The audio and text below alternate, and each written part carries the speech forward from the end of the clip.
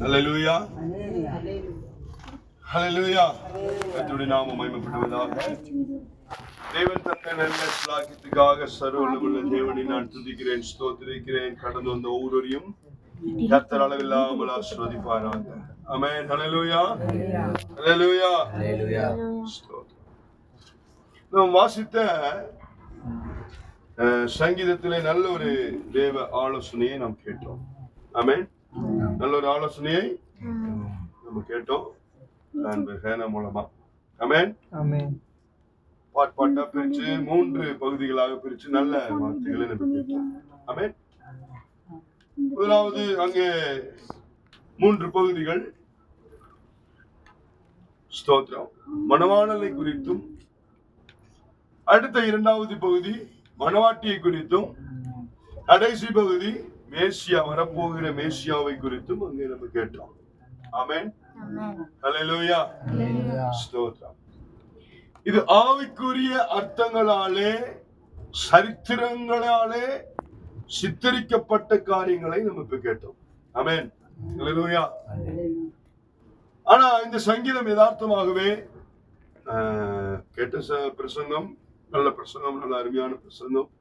வார்த்தைகளை எடுத்து நம்ம இயேசு கிறிஸ்துனுடைய வார்த்தை அது அருள் பொழிகிறதா இருக்கிறது, சுகத்தை கொடுக்கிறதா இருக்கிறது, தைரியப்படுத்துகிறதா இருக்கிறது, திடப்படுத்துகிறதா இருக்கிறது, பலப்படுத்துகிறதா இருக்கிறது, வல்லமை நிறைந்ததா இருக்கிறது, அற்புதம் செய்கிறதா இருக்கிறது, ஒரு மனுஷனை விடுவிக்கிறதா இருக்கிறது.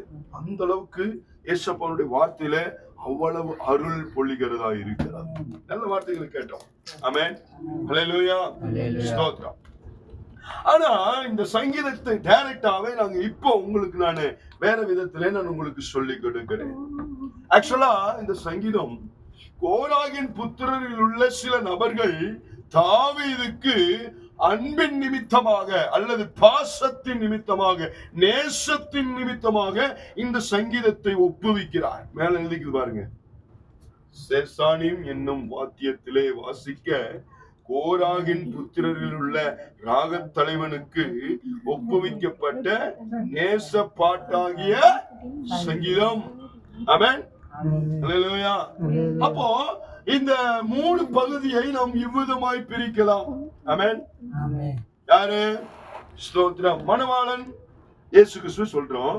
ஆனா அதே பகுதியை அந்த ஸ்தோத்திரம் 8 வசனம் வரை தாவீதை குறித்து என்ன செய்யறாங்க? புகழ்ச்சியாய் உயர்த்தி, யாரு? கோராகின் புத்திரருள்ள ஒரு நபர் தாவீதை குறித்து புகழ்ச்சியாய் சொல்லுகிற ஒரு வார்த்தை. ஆமென். ஹல்லேலூயா. அடுத்த 2வது பகுதியிலே அந்த தாவீது மக்களிடத்திலே எப்படி செல்வாக்கு உடையவர், எப்படி அவர்களை நடத்துகிறார் என்று சொல்லுகிற பகுதிதான் 2வது பகுதி. ஆமென். 3வது பகுதி மக்கள் அந்த தாவீதினிடத்திலே எதிர்பார்க்கும் எதிர்பார்ப்பை குறித்து சொல்லப்படுகிற பகுதியாயிருக்கிறார். ஹல்லேலூயா. இதுல நான் உங்களோடு கூட பேசுகிற வார்த்தை என்னன்னு சொன்னா, வாசிப்போம். அந்த 45வது சங்கீதத்திலே 11வது வசனத்தை வாசிக்கலாம். அப்பொழுது ராஜா உன் அழகில் பிரியப்படுவார். அவர் உன் ஆண்டவர் ஆகையால் அவரை பணிந்து கொள். ஹல்லேலூயா, ஹல்லேலூயா. கவனிங்க, இங்க ஸ்தோத்திரம். அப்பொழுது ராஜா உன் அழகில் பிரியப்படுவார், அவர் உன் ஆண்டவர் ஆகையால் அவரை பணிந்து கொள். ஹல்லேலூயா. பாத்தீங்கன்னா உலகத்துல அழகு இருக்கிறவங்களுக்கு பாத்தீங்கன்னா ஒரு ஒரு பெருமை இருக்குமா? அகந்தை இருக்கும், வரட்டு கர்வம் இருக்கும், அகந்தை இருக்கும், பெருமை இருக்கும், வரட்டு கர்வம் இருக்கும். யாரையும் மதிக்க மாட்டாங்க, யாரையும் பொருட்படுத்த மாட்டாங்க. புரியுதுங்களா? யாரையும் பொருட்படுத்த மாட்டாங்க, யாரையும் மதிக்க மாட்டாங்க. ஒரு அடங்காத்தனம் இருக்கும், விட்டு கொடுக்க மாட்டாங்க, சகிக்க மாட்டாங்க, பொறுக்க மாட்டாங்க. இது மாதிரி நிறைய கெட்ட குணங்கள் இருக்கும். ஆமென். அல்லேலூயா, அல்லேலூயா. ஸ்தோத்திரம். இங்கே அழகு என்பது எதை குறிக்கிறது என்று சொன்னால், ராஜாவாகிய நம்முடைய தேவன், ராஜாவாகிய நம்முடைய இயேசு கிறிஸ்து நமக்கு நம்முடைய குணங்களிலே சில அழகை ஆண்டவர் எதிர்பார்க்கிறார்.